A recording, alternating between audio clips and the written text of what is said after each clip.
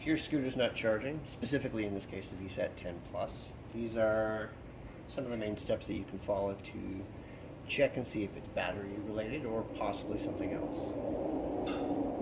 So the first thing that you'll want to do is, because your deck is closed, check your charger. It's the easiest thing you can do. Alright, so we've got our charger plugged in. Ideally you'd have it plugged in straight to the wall, but I know this power bar is good. I've got a green light. Set my multimeter to read the voltage. And we're going to take one prong at a time. That one there. And make sure these do not touch. That one there. You can read a voltage on your display. It says negative, yes, that's because I've got these backwards. That doesn't matter. You can flip them around, go in the opposite one. It's still going to read 67.3, just positive. That's fine. That's exactly what it's supposed to output. So your charger's tested, and you're good there. Next, some people recommend checking your charge ports. I would strongly recommend against it, unless you know exactly what you're doing, and even then it can be very dangerous. The reason being, there's voltage coming through these pins, and any accidental touching between these pins and the outside will cause an arc and potentially start a fire in this area and start melting things. You never want to do that. So if that's something you are not 100% certain doing, easiest thing to do is take your deck off, unplug the connectors, and check right at the connector.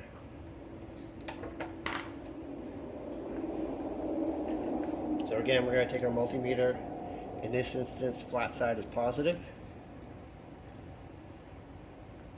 Again, do not touch these together. Keep them separate. And you'll see on the multimeter it's 63.5. That's what the battery's reading at the moment. Check the other one. Notice I'm keeping one probe away at all times until I'm 100% certain the other one's in. Focus on what you're doing. 63.5. So these are the same. Great. Next step, you're going to check the battery output. So in this instance, we're down in here.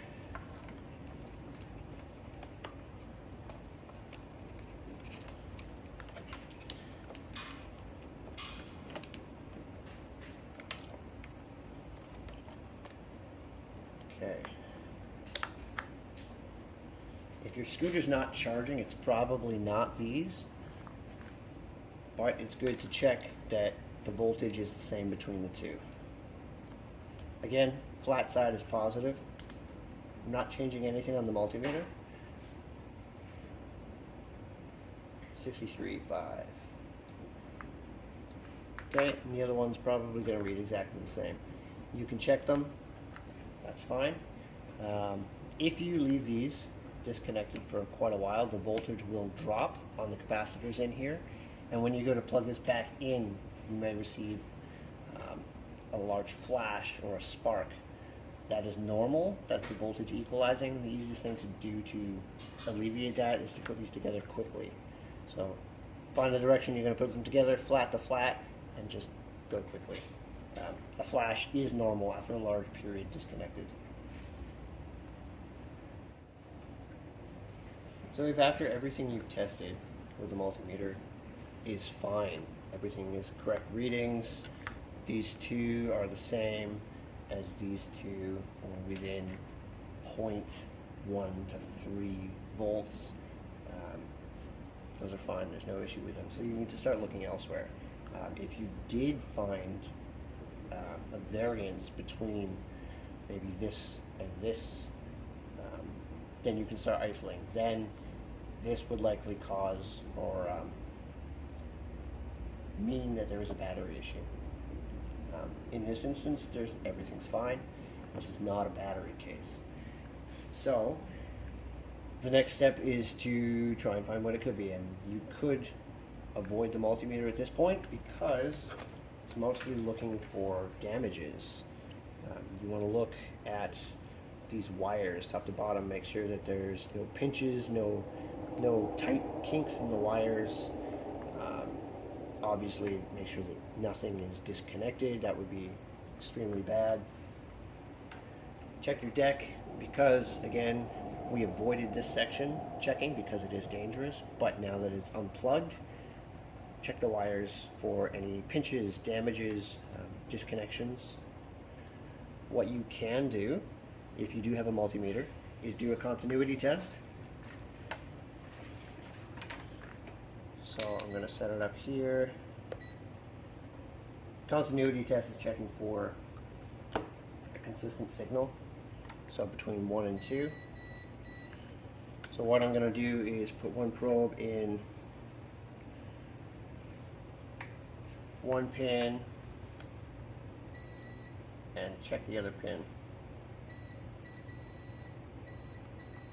There's no dangerous electricity here, you're not going to hurt yourself. It's just checking a connection from one end to the other. That one's fine. So I'm going to go on the other side, check the other pin.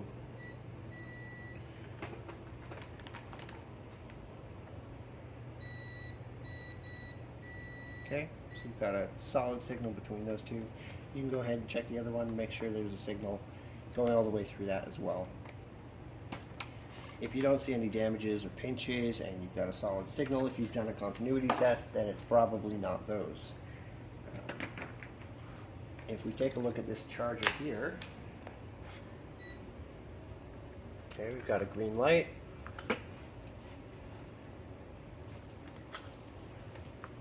And I'm going to take my probes, one in, one far away until the other one's ready. 52 volts. That's awesome. Great. We've got voltage. The only problem is this is a 67.2 volt charger. So this should be outputting 67.2 volts, and it's not. It is outputting voltage, great, but the wrong voltage. So this charger is faulty for a 60 volt scooter. So if you're looking for it, you got to know what you're looking for as well. In this case, read the back, read your output. Okay, it'll tell you on there what it should be outputting, and these fluctuate within 0.1 to 0.3 ish volts on the output. That's not out of the ordinary, it happens, but in this instance we're looking at 15 volts variance, which is completely out of the ordinary. So in this instance, it is a charger that is our problem. One final note that I'll cover, if you find that your scooter isn't charging, based on reading these bars, which you shouldn't do, you should always read the voltage, check your P settings. So it could be that somehow, regardless of the vehicle, whether it's a VSETT 10 Plus or an Inokim or an Evolve, check your P settings. In this case, it's P3. A 10 Plus should be set to 60. All right. You're going to see different settings, 72, and you see the bar is dropping. Okay. It should have 72 volts, and it's not, so it's reporting that it's not fully charged. In this instance, it's not supposed to be 72 volts. And if we go all the way down to 36, it's going to report fully charged even when it's really, really, really low. We don't want that. So make sure that your P settings are correct for whichever vehicle that you have. Okay?